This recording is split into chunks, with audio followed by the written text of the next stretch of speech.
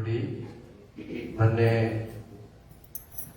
ಗುರುಪೂರ್ಣಿಮೆ ಉತ್ಸವ ಸಂಪೂರ್ಣ ಭಾರತದಲ್ಲಿ ಆಚರಿಸಿದ್ದಾರೆ.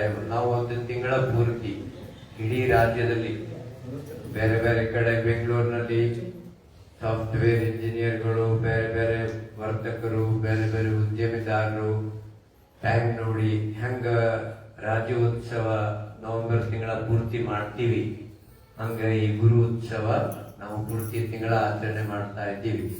ಇವತ್ತು ಈ ಯೋಗ, ಅಗ್ನಿಹೋತ್ರ, ಗಿಡಮೂಲಿಕೆ ದಿನಾಚರಣೆ ಜೊತೆ ಗುರು ಉತ್ಸವನು ನಾವು ಆಚರಿಸ್ತಾ ಇದ್ದೀವಿ. ನೋಡಿ, ಒಂದು ನಾವು ಮಾತು ತಿಳ್ಕೋಬೇಕು, ಏನಂದ್ರೆ ಗುರುಗಳಿಗೆ ನೀವು ದೇಣಿಗೆ, ಕಾಣಿಕೆ, ಅವರಿಗೆ ಸಾಲು, ಹೂವ, ಹಣ್ಣು, ಆದರ ಸತ್ಕಾರ ಮಾಡ್ತಿರಲ್ಲ, ಅದು ಆಕ್ಚುಲಿ ಗುರುಗಳಿಗೆ ಬೇಕಾಗಿಲ್ಲ.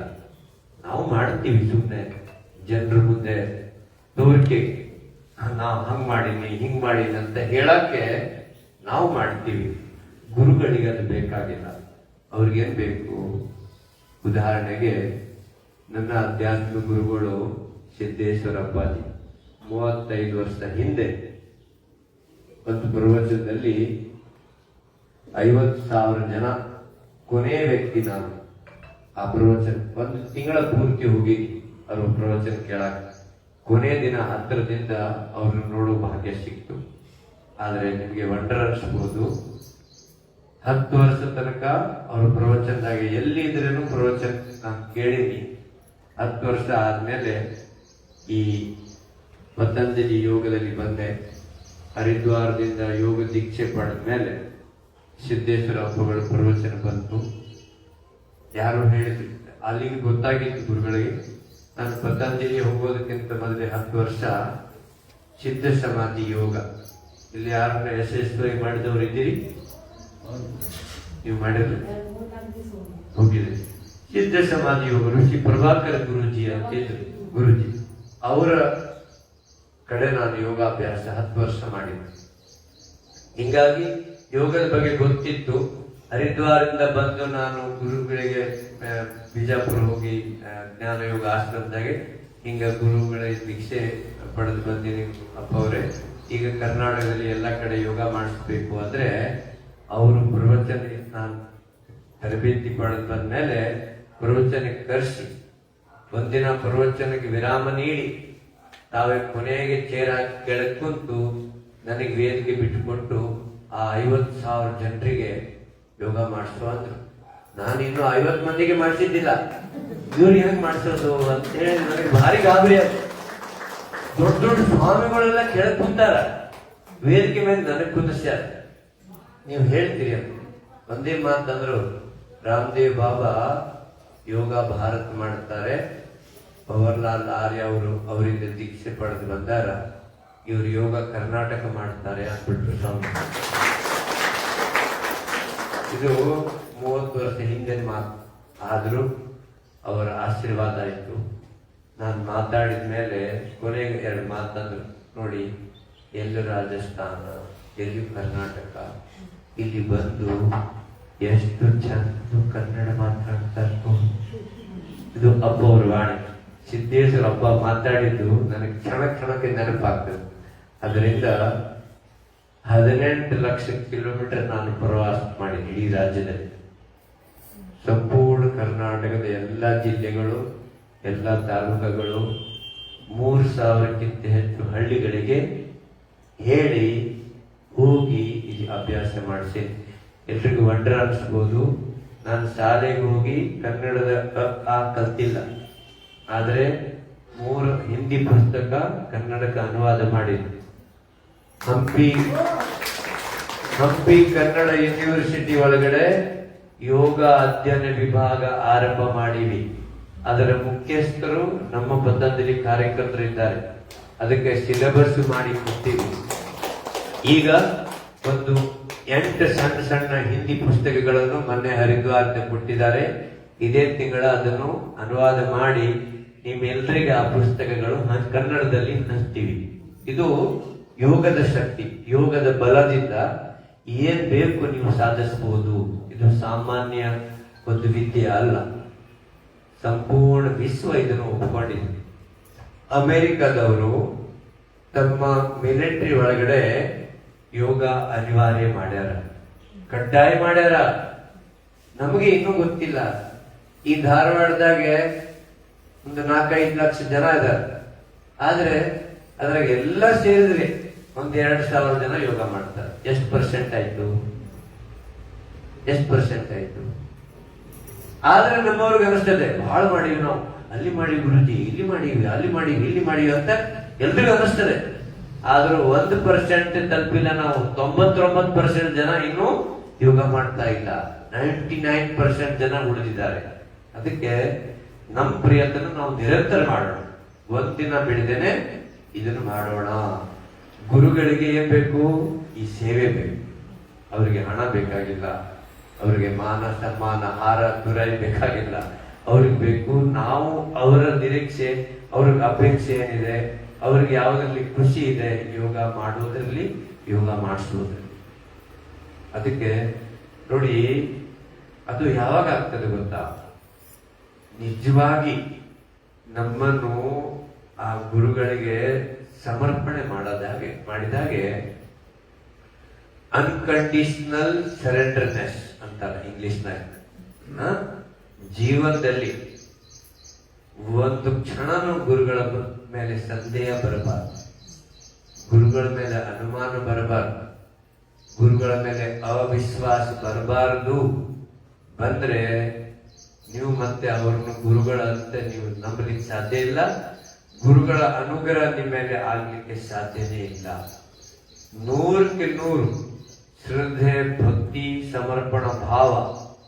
ಅದಕ್ಕಿಂತ ದೊಡ್ಡ ಮಾತು ಅಧ್ಯಾತ್ಮದಲ್ಲಿ ಇದೆ, ಶರಣಾಗತಿ ಆಗ್ಬೇಕು ಗುರುಗಳಿಗೆ.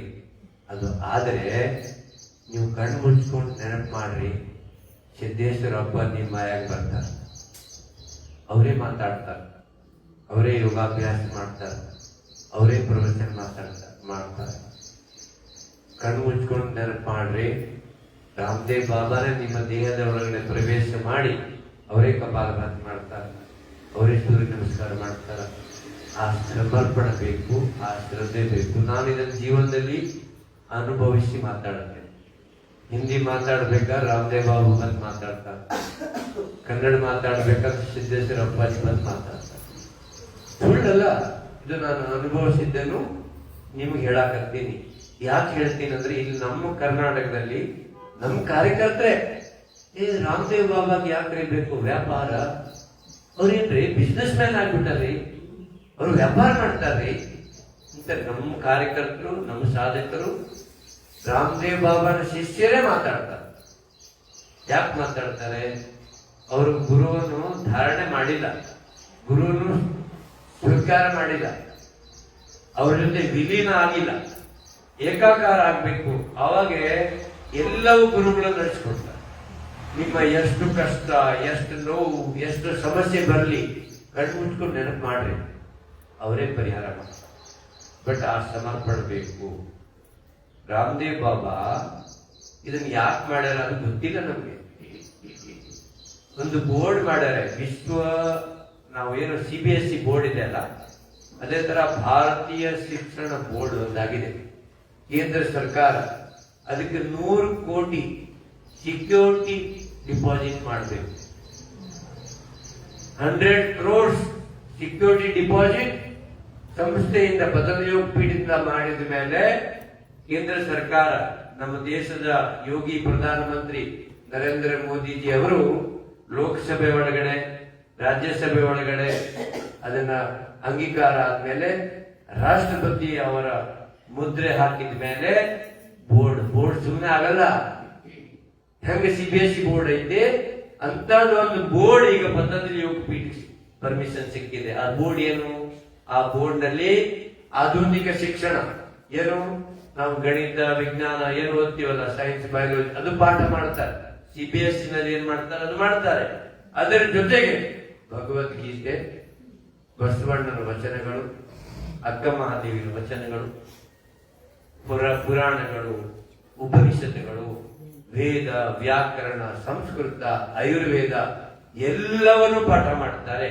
ಇಡೀ ದೇಶದಲ್ಲಿ ಯಾರ್ಯಾರು ಸಮಾಜ ಸುಧಾರಕರಾಗಿದ್ದಾರೆ, ಯಾರ್ಯಾರು ಅಧ್ಯಾತ್ಮದ ಮಹಾಪುರುಷರಾಗಿದ್ದಾರೆ, ಇಡೀ ಕರ್ನಾಟಕದ ಎಲ್ಲ ಮಹಾಪುರುಷರು ನೂರಾರು ಪುಸ್ತಕಗಳನ್ನು ಸಂಗ್ರಹ ಮಾಡಿ ನಾನು ಹರಿದ್ವಾರ ತಲುಪಿಸಿದ್ದೀನಿ. ಎಲ್ಲ ಹೊನ್ನಕ್ಕೆ ಒಬ್ಬವ ಬಗ್ಗೆನೂ ಬರೀತಾರೆ, ಕಿತ್ತೂರು ಚೆನ್ನಮ್ಮನ ಬಗ್ಗೆನೂ ಬರ್ತಾರೆ, ಸಂಗೊಳ್ಳಿ ರಾಯಣ್ಣ ಬಗ್ಗೆನೂ ಬರ್ತಾರೆ, ಬಸವಣ್ಣನ ಬಗ್ಗೆ ಬರ್ತಾರ, ಅಕ್ಕ ಮಾದೇವಿ ಬಗ್ಗೆನೂ ಆ ಸಿಲೆಬಸ್ ನಲ್ಲಿ ಬರ್ತಾರ. ಇಡೀ ದೇಶದಲ್ಲಿ ಈ ತರ ಯಾರ್ಯಾರಾಗಿದ್ದಾರೆ. ಈಗ ನಮ್ಮ ಪುಸ್ತಕದಾಗ ಏನಾಯ್ತು ಗೊತ್ತಾ, Akbar the great, Akbar great ಅದೇ ನಮ್ಮವ್ರು ಯಾರು ಗ್ರೇಟ್ ಅದಾರ ಅವ್ರ ಬಗ್ಗೆ ಹೇಳಿಲ್ಲ. ಅದಕ್ಕೆ ಈ ಒಂದು ಬೋರ್ಡ್ ಮಾಡಿ ಈ ಎಲ್ಲವನ್ನು ಪಾಠ ಮಾಡುವಂತ ಈ ಪದ್ಧತಿ ನಮ್ಮ ದೇಶದಲ್ಲಿ ಬರುತ್ತೆ. ಇನ್ನು ಒಂದು 5-10 ವರ್ಷದಲ್ಲಿ ಎಷ್ಟು ಶಾಲೆ ಅದಾವ ನಮ್ಮ ದೇಶದಲ್ಲಿ, ಎಲ್ಲ ಕಡೆ ಆ ಒಂದು ಸಿಲೆಬಸ್ ಬರುತ್ತೆ.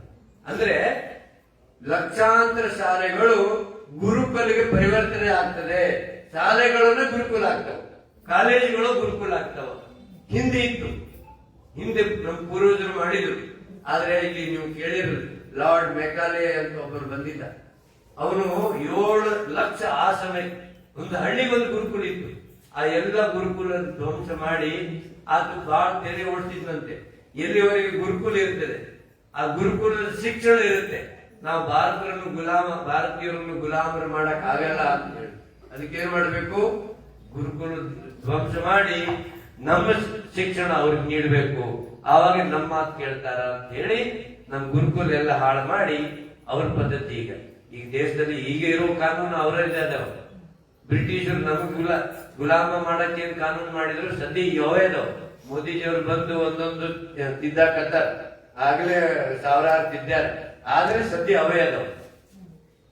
ನಿಮ್ಗೆ ಒಂದು ಕಾನೂನು ಹೇಳ್ತೀನಿ. ಒಂದು ಕಾನೂನು ಐತಿ ನಮ್ಮ ದೇಶದಾಗೆ, ಯಾರು ನೀವು ಗಿಡಮೂಲಿಕೆ ಕೊಟ್ಟು ಯಾರಿಗೇನೋ ಔಷಧಿ ಕೊಟ್ಟು ಗುಣ ಮಾಡಿಬಿಟ್ರೇನೋ ಇದು ಕ್ಯೂರ್ ಮಾಡೀನಿ ಅಂತ ನೀವು ಹೇಳಂಗಿಲ್ಲ.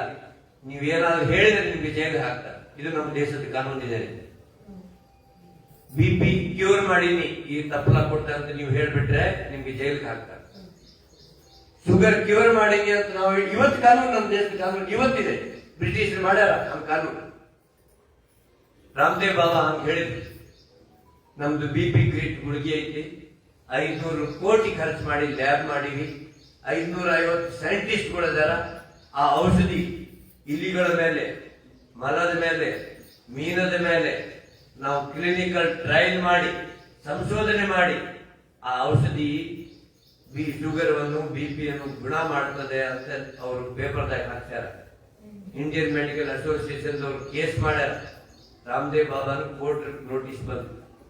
ಕೋರ್ಟ್ಗೆ ಹೋಗಿ ಬಾಬಾ ಅವರು ಹೇಳಿದ್ರು, ಜಡ್ಜ್ ಸಾಹೇಬ್ರೆ, ನಾನು 1,000 ರೋಗಿಗಳನ್ನು ನಿಮ್ ಮುಂದೆ ಹಾಜರುಪಡಿಸ್ತೀನಿ. ಅವರು BP, ಶುಗರು, ಕ್ಯಾನ್ಸರ್ ಏನೇನು ಕಾಯಿಲೆ ಇತ್ತು ಅದಕ್ಕಿಂತ ಮೊದಲೇದು ವರದಿ ಅವ್ರ ಕಡೆ ಇದೆ, ಇವರು ಆಗಿದ್ದ ರಿಪೋರ್ಟ್ ಅವ್ರ ಕಡೆ ಇದೆ, ಅವ್ರು ನಿಮ್ ಮುಂದೆ ಬಂದು ಅವ್ರ ವರದಿ ಹೇಳ್ತಾರ ಅಂತಂದ್ರು. ಜಡ್ಜ್ ಸಾಹೇಬ್ರು, ರಾಮದೇವ್ ಬಾಬಾ ನೀವು ಹೇಳೋದು ನಿಜ, ನಾನು ಒಪ್ತೀನಿ. ನೀವು ಮಾಡಿದ ಕೆಲಸ ಈ ಪ್ರಪಂಚದಲ್ಲಿ ಯಾರು ಮಾಡಿಲ್ಲ. ಅದಕ್ಕೆ ಎಷ್ಟು ಲಕ್ಷ ಕೋಟಿ ಖರ್ಚು ಮಾಡಿದ್ರೆ ಅದು ಆಗೋದಿಲ್ಲ. ಅದು ನಿಜಕ್ಕೆ ನಿಜ. ನೀವು ಯಾವುದೇ ಬೇರೆ ದೇಶದಾಗ ಇದ್ದಿದ್ರೆ ಇದನ್ನ ಚಮತ್ಕಾರ ಅಂತ ಹೇಳಿ, ಇದು ಪವಾಡ ಅಂತ ಹೇಳಿ ನಿಮ್ಮನ್ನೇ ದೇವಮಾನವ ಅಂತ ಪೂಜೆ ಮಾಡ್ತಿದ್ರು. ಆದರೆ ಇದು ದೇಶದ ಕಾನೂನದಲ್ಲಿ ಏನಿದೆ, ನೀವು ತಪ್ಪು ಮಾಡಿರಿ, ನಿಮ್ಗೆ ನಾವು ಶಿಕ್ಷೆ ಕೊಡಲೇಬೇಕು ಅಂತ ಜಡ್ಜ್ ಸಾರ್ ಹೇಳ್ತಾನೆ. ಇದು ನಮ್ಮ ದೇಶದ ಕಾನೂನು. ಕೊನೆಗೆ ಇಷ್ಟೆಲ್ಲ ಇದ್ದು ಇಷ್ಟು ಮಾಡಿದ್ರೂ ಅವರು ಕೋರ್ಟ್ಗೆ ಹೋಗಿ ಕ್ಷಮೆ ಕೇಳಿದಾಗೆ ಆ ಕೇಸ್ ವಾಪಸ್ ಆಯ್ತು. ಇದು ಕಾನೂನು ನಮ್ಮ ದೇಶದ್ದು. ನಮ್ಗೇನೂ ಗೊತ್ತಿಲ್ಲ. ಜನ ಏನಂದ್ರು, ರಾಮದೇವ್ ಬಾಬಾ ದೊಡ್ಡ ಅಪರಾಧಿ, ಸುಪ್ರೀಂ ಕೋರ್ಟ್ ಹೋಗಿ ಕ್ಷಮೆ ಕೇಳಿ ಬಂದಾನ, ದೊಡ್ಡ ಪಾಪಿ ರಾಮದೇವ್ ಬಾಬಾ ಅಂತ ನಮ್ಮ ದೇಶದವರು ಮಾತಾಡ. ಅಂದ್ರೆ ಏನು ಗೊತ್ತಾ, ನಾವು ಎಷ್ಟು ಅಜ್ಞಾನದಲ್ಲಿ ಇದ್ದೀವಿ, ನಮ್ಗೇನ್ ತಿಳುವಳಿಕೆ ಇಲ್ಲ. ಕಾನೂನು ಹೆಂಗದೆ ದೇಶದಲ್ಲಿ. ಇದು ಫೇಸ್ಬುಕ್ ಲೈವ್ ಇದೆ, ಕೋಟ್ಯಾಂತರ ಜನ ಕೇಳಕಂತ ನಾವು ಮಾತಾಡಿ ವಿತ್ ಪ್ರೂಫ್ ವಿತ್ ಎವಿಡೆನ್ಸ್ ಮಾತಾಡ್ತೀವಿ. ನಮ್ಗೆ ಸುಳ್ಳು ಮಾತನಾಡಕ್ ಬರಂಗಿಲ್ಲ. ಹಿಂಗಿದೆ ಕಾನೂನು.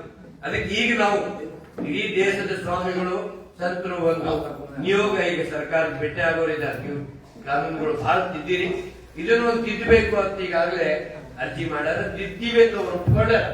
ಆದ್ರೆ ಇವೆಲ್ಲ ಲೋಕಸಭೆ ಒಳಗಡೆ ಪಾಸ್ ಆಗ್ಬೇಕಾಗ್ತದೆ. ಹಂಗೆ ರಾತ್ರಿ ಮೋದಿಯವರು ಹೇಳಿದ್ರೆ ಕಾನೂನು ಆಗಲ್ಲ. ಲೋಕಸಭೆ ವಿಧಾನಸಭೆಯಲ್ಲಿ ಅದು ಅಂಗೀಕಾರ ಆಗಿ ರಾಷ್ಟ್ರಪತಿ ಅದಕ್ಕೆ ಮನ್ನಣೆ ಕೊಟ್ಟರೆ. ಈಗ ಮಹಿಳಾ ಕಾನೂನು ಯಾಕೆ ಆಗಿಲ್ಲ? ಸಪೋರ್ಟ್ ಮಾಡಿಲ್ಲ ವಿರೋಧಿಗಳು. ಮಹಿಳೆಯರಿಗೆ ರಿಸರ್ವೇಶನ್ಗೆ ಲಾಸ್ಟ್ ಅಧಿವೇಶನದಲ್ಲಿ ಬಂದಿತ್ತು, ಆದ್ರೆ ಅವ್ರು ಸಪೋರ್ಟ್ ಮಾಡಿಲ್ಲ ಅಂತ ಹೇಳಿ ಅದು ಅಧಿವೇಶನ ಅಂಗೀಕಾರ ಇದು ಕಾನೂನು ಅಂಗೀಕಾರ ಆಗಿಲ್ಲ. ಅದಕ್ಕೆ ಇದೆಲ್ಲ ಸ್ವಲ್ಪ ನಮ್ಗೆ ಅಟ್ಲೀಸ್ಟ್ ನಮಗಾದ್ರೂ ಗೊತ್ತಿರಬೇಕು ಅಂತ ನಾನು ಇವತ್ತು ಗುರುವಿನ ಬಗ್ಗೆ ಅನುಮಾನ ಯಾಕೆ ಬಂತು? ಕೋರ್ಟ್ ಹೋಗ್ಯಾರ ರಾಮದೇವ್ ಬಾಬಾ, ಅವರೇ ತಪ್ಪು ಮಾಡಿ ಕೋರ್ಟ್ಗೆ ಹೋಗಿ ಕ್ಷಮೆ ಕೇಳ್ಯಾರ, ಮತ್ತೆ ಇನ್ನೇನು ನಾವು ಅವ್ರನ್ನ ಹೋಗ್ಬೇಕು ಅಂತ ಹೇಳಿ ನಮ್ಮಲ್ಲಿ ಪೇಡ್ ಮೀಡಿಯಾ ಯಾರ್ದು ಒಂದು ಪಾಪ್ಯುಲರ್ ಯೂಟ್ಯೂಬ್ ಚಾನೆಲ್ ಇದೆ. ಸನಾತನ ವಿರೋಧಿಗಳು, ಧರ್ಮ ವಿರೋಧಿಗಳು, ದೇಶ ವಿರೋಧಿಗಳು, ಆಯುರ್ವೇದ ವಿರೋಧಿಗಳು, ಯೋಗ ವಿರೋಧಿಗಳು ಅವ್ರಿಗೆ ಒಂದು ಕೋಟಿ ಕೊಡ್ತಾರೆ. ನೀನು 1 ವರ್ಷ ರಾಮದೇವ್ ಬಾಬಾನ ಬೈಕ್ 1 ಕೋಟಿ ತಗೊಂಡು ರಾಮದೇವ್ ಬಾಬಾ ಹಂಗ, ರಾಮದೇವ್ ಬಾಬಾನ ಜೇನುತುಪ್ಪ ಕಲಬುರಗಿ ಐತಿ, ರಾಮದೇವ್ ಬಾಬಾನ ಬಿಸ್ಕೆಟ್ ನಾಗಿ ಹಂಗೈತೆ, ಔಷಧಿಯಾಗಿ ಹಿಂಗೈತೆ, ಅದನ್ನ ತಗೊಂಡು ಅವ್ರು ಹಂಗ ಆಗ್ಬಿಟ್ಟಾರ, ಇವ್ರು ತಗೊಂಡು ಹಂಗ ಆಗ್ಬಿಟ್ಟಾರ ಅಂತ ಹೇಳಿ ದುಡ್ಡು ತಗೊಂಡು ಅದರ ಬಗ್ಗೆ ಅಪಪ್ರಚಾರ. ಇನ್ನು ಈ ಸರ್ಕಾರ ಬಂದ ಮೇಲೆ ಸಾವಿರಾರು NGOಗಳನ್ನು ಮುಚ್ಚಾರ. ವಿದೇಶದಿಂದ ಕೋಟಿ ಹಣ ಮತಾಂತರ ಮಾಡಕ್, ಹಿಂದೂಗಳನ್ನು ಇನ್ನೊಂದು ಧರ್ಮಕ್ಕೆ ಪರಿವರ್ತನೆ ಮಾಡಕ್ ದುಡ್ಡು ಬರ್ತಿತ್ತು. ಆ NGO ಈಗ ಈ ಸರ್ಕಾರ ಬಂದ ಮೇಲೆ ಬಂದ್ ಮಾಡ್ಯಾರ. ಅವ್ರ ಫಂಡ್ ಬರೋದು ನಿಲ್ಸ್ಯಾರ. ಆದ್ರೂ ಸಹ ಇಲ್ಲಿ ನಮ್ಮ ಒಳಗಡೆ, ಇಲ್ಲಿ ಧಾರವಾಡದಾಗ, ಇಲ್ಲಿ ಹುಬ್ಬಳ್ಳಿಯಾಗ, ಇಲ್ಲಿ ಬೆಂಗಳೂರಾಗ, ಇಲ್ಲಿ ಬೀದರ್ದಾಗ, ನಮ್ಮ ರಾಜ್ಯದಾಗ, ನಮ್ಮ ಜಿಲ್ಲೆಗಳಾಗೆ ಇಂತ ಬಹಳ ಜನ ನಮ್ಮ ಧರ್ಮ ವಿರೋಧಿಗಳಿದಾರ. ದಿನ ಬೆಳಿಗ್ಗೆ ಅಂದ್ರೆ ತಮ್ಮ ಫೇಸ್ಬುಕ್ ನಲ್ಲಿ ಹಂಗ್ ಬರೀತಾರ, ಯೂಟ್ಯೂಬ್ ನಲ್ಲಿ ಹಂಗ್ ಬರೀತಾರ. ನಮ್ದಲ್ಲಿ ದೇಶದ ಒಂದು ಕಾನೂನು ಇದೆ ನೋಡ್ರಿ. ಹಂಗ ಉಲ್ಟಾ ಮಾತಾಡಿದ್ರೆ ಪ್ರಧಾನಮಂತ್ರಿ ಹೆಂಗ್ ಬೇಕಂತ ಬೈದ್ರೆ ಇಲ್ಲಿ ಏನೂ ಇಲ್ಲ ಕಾನೂನು. ಆದ್ರೆ ರೋಗ ಗುಣ ಮಾಡಿ ಹೇಳಿದ್ರೆ ಜೈಲಿಗೆ ಹಾಕ್ತಾರೆ. ಇದು ದೇಶದ ಕಾನೂನು ಐತಿ. ನೀವು ಮನೆ ನೋಡಿರಲ್ಲ, ಪ್ರಧಾನಮಂತ್ರಿ ಹೆಂಗ್ ಬೈತಾರೆ, ಹೆಂಗ್ ಬೇಕಂತ ಬೈತಾರೆ. ಅದೇ ಬೇರೆ ದೇಶದಾಗಿದ್ರೆ ಒಂದು ಕ್ಷಣದ ಜೈಲಿಗೆ ಹಾಕ್ತಾರೆ. ಆದ್ರೆ ಇಲ್ಲಿ ನಾವು ಶೂಟ್ ಮಾಡ್ಬಿಡ್ತೀವಿ, ನಿಜವಾಗಿ ಶೂಟ್ ಮಾಡ್ತಿದ್ರು. ಸ್ಥಳಕ್ಕೆ ಹೇಳೋದು ಮಾತು ನಿಜ ಇದೆ. ಆದ್ರೆ ನೋಡ್ರಿ ಬೇರೆಯವ್ರು ಏನ್ ಮಾಡ್ತಾರೆ ಬಿಡ್ರಿ. ನಾನು ಒಂದೇ ಮಾತೆ, ನಾವು ಯೋಗಿಗಳು ನಮ್ಮಂತವ್ರನ್ನು ಇದರ ಬಗ್ಗೆ ಪರಿಚಯ ಮಾಡಿ ಯೋಗದ ಅಭ್ಯಾಸ ಮಾಡ್ಲಿಕ್ಕೆ ಹೇಳಿದ್ರೆ, ನಿಜವಾಗಿ ದೇಶದ ಜನ ಯೋಗ ಅಭ್ಯಾಸ ಶುರು ಮಾಡಿದ್ರೆ ಅವ್ರ ಒಳಗಡೆ ಪರಿವರ್ತನೆ ಆಗತ್ತೆ, ಪರಸ್ಪರ ಪ್ರೀತಿ ಹೆಚ್ಚಾಗತ್ತೆ, ದೇಶದ ಬಗ್ಗೆ ಅಭಿಮಾನ ಬರ್ತದೆ. ಅದಕ್ಕೆ ದಯವಿಟ್ಟು ನಾವು ನಮ್ಮ ಕೆಲಸ ಮಾಡೋಣ. ನಿಮ್ಗೆ ತಿಳುವಳಿಕೆ ಬರ್ಲಿ ಅಂತ ನಾನು ಇಲ್ಲಿ ಬಿಡಿಸಿ ಹೇಳಿ, ನಾಳೆ ನಿಮ್ಗೆ ಇನ್ನೊಬ್ರು ಕೇಳ್ಬೋದು, ಹಂಗಾಗೈತ್ರಿ, ಪೇಪರ್ದಾಗ ಹಂಗ್ ಬಂದೈತ್ರಿ, ಟಿವಿಯಾಗ ಹಿಂಗ್ ಬಂದೈತಂತ ನಿಮ್ಗೆ ಪ್ರಶ್ನೆ ಮಾಡಿ ನಿಮ್ಗೆ ಅನುಮಾನ ಬಂದ್ರೆ ದಯವಿಟ್ಟು ನೀವು ಪದ್ಧತಿಯಾಗ ಇರಬೇಡ್ರಿ ಅಂತ ನಾನು ಘಂಟಾಘೋಷವಾಗಿ ಹೇಳ್ತೀನಿ. ಅಂತವ್ರು ನನಗೆ ಬೇಕಾಗಿಲ್ಲ ಈ ಸಂಘಟನೆ ಒಳಗೆ. ಯಾಕಂದ್ರೆ ನೀವು ಗುರುವಿನ ಮೇಲೆ ವಿಶ್ವಾಸ ಇಲ್ಲ ಅಂದ್ಮೇಲೆ ನೀವು ಬದುಕಕ್ಕಾಗಲ್ಲ. ಹೌದಿಲ್ಲ? ಇವತ್ತು ನಾನು ಈ ಮಟ್ಟಕ್ಕೆ ಈ ಸೇವೆ ಮಾಡಕ್ ಸಾಧ್ಯ ಆಯ್ತು ಅಂದ್ರೆ ಆ ಶ್ರದ್ಧೆ, ಆ ಸಮರ್ಪಣೆ ಭಾವ. ಸಿದ್ದೇಶ್ವರ ಅಪ್ಪಗಳು ಕೊನೆ ದಿನಗಳಲ್ಲಿ ಒಂದು ಘಟನೆ ಹೇಳಿ ಮುಗಿಸ್ತೀನಿ. ಅವರಿಗೆ ಅನಾರೋಗ್ಯ ಆಯ್ತು, ನೀವು ನೋಡಿದ್ರಿ. ಕಣೇರಿ ಮಠ ಕೋಲ್ಹಾಪುರ ಬಗಲಾಗೆ ಕಾಡಸಿದ್ದೇಶ್ವರ ಸ್ವಾಮಿ ಅವ್ರನ್ನ ಎಷ್ಟು ಕಾಡ್ಸಕತ್ತಾರ. ಅವ್ರ ಹೆಸರನ್ನು ಕಾಡಸಿದ್ದೇಶ್ವರ ಐತಿ, ಮಂದಿ ನೋಡಿದ್ರೆ ಭಯಂಕರ ಅವ್ರನ್ನ ಕಾಡ್ಸಕತ್ತ. ಅವ್ರ ಮಠದಾಗಿದ್ರು. ನಿಮ್ಗೆ ಗೊತ್ತಿದೆ, ಸಿದ್ದೇಶ್ವರ ಸ್ವಾಮಿಗಳು ಮಠ ಇವತ್ತಿಗೆ ಒಂದು ಸಣ್ಣ ಮಠ ಐತಿ, 4 ರೂಮ್ ಅದಾವ ಅಷ್ಟೇ. ಬೆಳಗ್ಗೆ ಗಿಡ ಮರ ಬೆಳೆಸ್ಯಾರ ಸಾಕಷ್ಟು ಪ್ರಕೃತಿ ಪ್ರೇಮಿಗಳು. ಅವ್ರಿಗೆ ಯಡಿಯೂರಪ್ಪ ಸಾಹೇಬರು CM ಇದ್ದಾಗೆ 10 ಕೋಟಿ ಅನುದಾನ ಕೊಟ್ಟರು, ಹೊಸ ಮಠ ಕಟ್ಟೆ ಅಂತೇಳಿ. ಅವ್ರು ಬಹಳ ವಿನಮ್ರವಾಗಿ 10 ಕೋಟಿ ಚೆಕ್ ವಾಪಸ್ ಕೊಟ್ರು. ನನಗೆ ಯಾಕೆ ಬೇಕ್ರಿ ಅಂತ ಹೇಳಿ ವಾಪಸ್ ಕೊಟ್ರು. ನಮ್ಗೆ 10 ರೂಪಾಯಿ ಕೊಟ್ರೆ ವಾಪಸ್ ಕೊಡೋಣ ನಾವು ಇಲ್ಲಲ್ಲ. ನೋಡ್ರಿ, ಗುರು ಅಂದ್ರೆ ಹೆಂಗಿರ್ಬೇಕು. ಅವರಿಗೆ ಭಾರತ ಸರ್ಕಾರ ಪದ್ಮಶ್ರೀ ಅಂತ ಪ್ರಶಸ್ತಿ ಕೊಟ್ಟರು. ಅದಕ್ಕೆ ಕಣ್ಣು ತುಂಬಾ ವಿನಮ್ರವಾಗಿ ಅವ್ರ ಕೈ ಮುಗಿದು, ಸ್ವಾಮಿಗಳಿಗೆ ಯಾಕೆ ಬೇಕು ಪ್ರಶಸ್ತಿ, ಯಾರು ಸಾಧನೆ ಮಾಡಿದ ಸಾಧಕರಿಗೆ ಕೊಡ್ರಿ ಅಂತ ಅದನ್ನು ವಾಪಸ್ ಕೊಟ್ಟರು. ಕೊನೆ ದಿನಗಳಲ್ಲಿ ಅವರು ಕೋಲ್ಹಾಪುರ ಇದ್ದಾಗ ರಾಮದೇವ್ ಬಾಬಾ ಅವ್ರು ನನಗೆ ಫೋನ್ ಮಾಡಿ ಸಿದ್ದೇಶ್ವರಪ್ಪ ಅವ್ರನ್ನ ಭೇಟಿ ಆಗಿ ಫೋನ್ ನಲ್ಲಿ ಮಾತಾಡಿಸೋದು. ನಾನು ಹೋಗಿ ಫೋನ್ ಹಚ್ಚಿದೆ. ರಾಮದೇವ್ ಬಾಬಾ ಫೋನ್ ಮಾತಾಡುವಾಗ ಸಿದ್ದೇಶ್ವರಪ್ಪ ಕೊಟ್ಟರು, ಅಪ್ಪಾಜಿ ಭವನ್ಲಾಲ್ ಆರೆ ಬಂದಾನ ಪಕ್ಕದ ಕೋಲ್ಹಾಪುರ, ಅಲ್ಲಿಂದ ಒಂದು 10-15 ಕಿಲೋಮೀಟರ್ ಏರ್ಪೋರ್ಟ್ ಐತಿ ಕಣೇರಿ ಮಠದ. ನಾನು ವಿಶೇಷ ವಿಮಾನ ಚಾರ್ಟೆಡ್ ಫ್ಲೈಟ್ ಕಳಿಸ್ಕೊಡ್ತೀನಿ. ಭವನ್ಲಾಲ್ ಜೊತೆ ನೀವು ಯೋಗ ಗ್ರಾಮಕ್ಕೆ ಪತಂಜಲಿ ಯೋಗ ಪೀಠ ಬನ್ನಿ ಹೇಳಿ ರಾಮದೇವ್ ಬಾಬಾ ಕರೆದ್ರು. ಆವಾಗ ಅವರು ಕೈ ಮುಗಿದು, ಬಾಬಾಜಿ ಈ ಭಗವಾನ್ ಕ ಪ್ರಸಾದ ಹೇ, ಇದು ಗುರುವಿನ ಆ ದೇವರ ಪ್ರಸಾದ, ನಾನು ಸ್ವೀಕಾರ ಮಾಡೀನಿ, ನಿಮಗೆ ತುಂಬಾ ಧನ್ಯವಾದಗಳು, ಆದ್ರೆ ನಾನು ಈಗ ಎಲ್ಲಿ ಬರೋದಿಲ್ಲ ಹೇಳಿ ಅವರು ಹೇಳಿ ಬಂದ್ರೆ ನೋಡಿ. ಅವ್ರಿಗೆ ನಿಮ್ಮೆಲ್ಲ ಗೊತ್ತ, ನಮ್ಮ ಲಿಂಗಾಯತ್ ಪರಂಪರೆ ಒಳಗಡೆ ಅಗ್ನಿ ಸಂಸ್ಕಾರ ಮಾಡುವುದಿಲ್ಲ. ಆದರೆ ಅವ್ರಿಗೆ ಗೊತ್ತಾಗಿತ್ತು, ಜನ ಕೋಟಿ ಜನ ಅವ್ರ ಮೇಲೆ ಭಕ್ತಿ, ಅವ್ರ ಮೇಲೆ ಪ್ರೀತಿ ಐತಿ, ಈ ಜನ ಇದನ್ನು ದುರುಪಯೋಗ ಪಡಿಸ್ತಾರ, ನಂದು ಮೂರ್ತಿ ಮಾಡ್ತಾರ, ಸಮಾಧಿ ಕಳಿಸ್ತಾರ, ಹಣ ವಸೂಲಿ ಮಾಡ್ತಾರೆ, ಇದು ದುರುಪಯೋಗ ಆಗ್ತದೆ ಅಂತ ತಿಳಿದು ಅವರು ಹೈಕೋರ್ಟ್ ನ್ಯಾಯಾಧೀಶರು ಅರವಿಂದ್ ಪಾಚಾಪುರಿ ಅಂತ ನಮ್ಮ ಕರ್ನಾಟಕ ಹೈಕೋರ್ಟ್ ನ್ಯಾಯಾಧೀಶರು ಅವರನ್ನು ಕರೆಸಿ ಒಂದು ಬಿಲ್ ಬರೆದ್ರು. ನಾನು ಈ ಲೋಕ ಬಿಟ್ಟಿದ ಮೇಲೆ ನನ್ನ ಸಮಾಧಿ ಮಾಡಬಾರದು, ನಂದು ಅಗ್ನಿಸ್ಪರ್ಶ ಆಗ್ಬೇಕು, ಈ ಪಂಚ ತತ್ವದ ಪಂಚಭೂತದ ದೇಹ ಪಂಚಭೂತದ ಒಳಗಡೆ ವಿಲೀನವಾಗ್ಬೇಕು ಅಂತ ಹೇಳಿ ಬಿಲ್ ಬರೆದ್ರು. ಬರೆದು ಅವರಂತೆ ನೀವು ನೋಡಿರ್ಬೇಕು, ಅಗ್ನಿ ಸಂಸ್ಕಾರ ಆಯ್ತು. ಆಮೇಲೆ ಎಲ್ಲೂ ಗುಡಿ ಕಟ್ಟಕ್ ಬಿಟ್ಟಿಲ್ಲ, ಅವ್ರ ಸಮಾಧಿನೂ ಮಾಡಕ್ ಬಿಟ್ಟಿಲ್ಲ. ಇದು ಅದಕ್ಕೆ ನಾನು ಏನ್ ಹೇಳ್ತೀನಿ, ಅವರು ನಮ್ಮ ಒಳಗಿದ್ದಾರೆ, ನಾವು ಯೋಗ ಮಾಡಿ ಜನರಿಗೆ ಸಿದ್ದೇಶ್ವರಪ್ಪಗಳ ಪರಿಚಯ ಮಾಡೋಣ, ಅವರ ಸಿದ್ಧಾಂತ ಹೇಳೋಣ. ನಾನು ಆವತ್ತದಿಂದ ಇಲ್ಲಿವರೆಗೆ ಅವ್ರ ಪ್ರವಚನದಾಗ ಏನೋ ಪ್ರಾರ್ಥನೆ ಇತ್ತು, ಅಂತಿಮ ಸತ್ಯ ನಮ ಶಿವಾಯ, ನಾನು ಅದನ್ನ ಹಾಡಿ ಅದನ್ನ ಹಾಕಿನೇ ನಾನು ಯೋಗ ಆರಂಭ ಮಾಡ್ತೀನಿ. ಅಮೆರಿಕಕ್ಕೆ ಹೋದ್ರೂ ಅದನ್ನ ಹಾಕ್ತೀನಿ, ಯಾವ ಹಳ್ಳಿಗೆ ಹೋದ್ರೆ ಅದನ್ನ ಹಾಕ್ತೀನಿ, ದಿಲ್ಲಿಗೆ ಹೋದ್ರೂ ಅದೇ ಪ್ರಾರ್ಥನೆ, ನಾನು ಪ್ರಾಣ ಇರುವವರೆಗೆ ನಾನು ಅದನ್ನೇ ಮಾಡ್ತೀನಿ.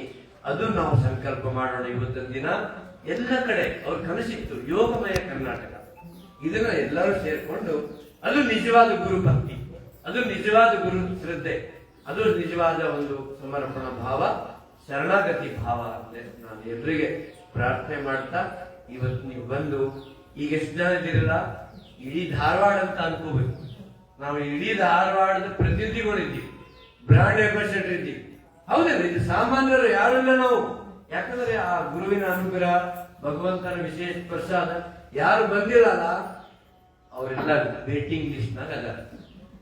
ಟಿಕೆಟ್ ಅವ್ರದ್ದು ಕನ್ಫರ್ಮ್, ಈಗ ಮೇಡಮ್ ಕನ್ಫರ್ಮ್ ಆಯ್ತು, ನೀವು ಬಂದಿರಿ, ಆದ್ರೆ ನಿಮ್ ಪಕ್ಕದ ಮನೆಯವ್ರದ್ದು ವೇಟಿಂಗ್ ದಾಗ ಇಲ್ಲ. ಹೌದಿಲ್ಲ, ಸಡಕ ಒಂದು ಬಹಳ ವರ್ಷ ಆಯ್ತು ಕನ್ಫರ್ಮ್ ಆಗಿ, ಆದ್ರೆ ಇನ್ನು ಬಹಳ ಮಂದಿ ಅದಾರ ವೇಟಿಂಗ್ ದಾಗ. ಕೆಲವರು ಇವ್ರ ಮುಂದೆ ಪ್ರಶ್ನೆ ಮಾಡ್ತಾರೆ. ಇಲ್ಲ ಒಳ್ಳೇದು ಇಲ್ಲ, ಜಸ್ಟ್ ಹೇಳ್ತೀನಿ ಇವ್ರಿಗೆ ಅಲ್ಲಿ ಏನೈತ್ರಿ, ಏನ್ರಿ ಯೋಗ ಅಂತ ಬಹಳ ಹಗುರವಾಗಿ ಮಾತಾಡೋ ಮಂದಿರ ಇಲ್ಲಿ ಅದರ. ನಾನ್ ಹೇಳೋದು ಅವ್ರು ಮಾತಾಡ್ಲಿ, ನಾವು ಯಾರು ಬೇಜಾರಾಗ್ಬಾರ್ದು. ಸಿದ್ದೇಶ್ವರಪ್ಪ ರಾಮದೇವ್ ಬಾಬಾನೇ ಬೇಜಾರಾಗಿಲ್ಲ, ನಿಮ್ ಜೊತೆ ಇರುವ ಭವನಾಲೇ ಬೇಜಾರಾಗಿಲ್ಲ, ನೀವ್ ಯಾಕೆ ಬೇಜಾರಾಗ್ತೀರಿ? ಹೌದಲ್ಲ, ಆಗ್ಬಾರ್ದು. ನಮ್ಮ ಪರಿವಾರ ಇನ್ನೂ ದೊಡ್ಡದಾಗ್ಬೇಕು. ಇಡೀ ಧಾರವಾಡದ ಮನೆಗೆ ಯೋಗ ಅಗ್ನಿಹೋತ್ರ ಸತ್ಸಂಗ ಮಾಡೋಣ. ಇದು ನಿಜವಾಗಿ ಸ್ವರ್ಗ ಎಲ್ಲೈತಿ? ಇಲ್ಲೇ ಐತಿ. ಮೋಕ್ಷ ಎಲ್ಲೈತಿ? ಇಲ್ಲೇ ಐತಿ. ಬರೇ ಪ್ರವಚನ ಮಾಡೋದು, ಭಾಷಣ ಮಾಡೋದು, ಆಚರಣೆ ಮಾಡೋದು ಏನೂ ಇಲ್ಲ. ಹೌದಿಲ್ಲ?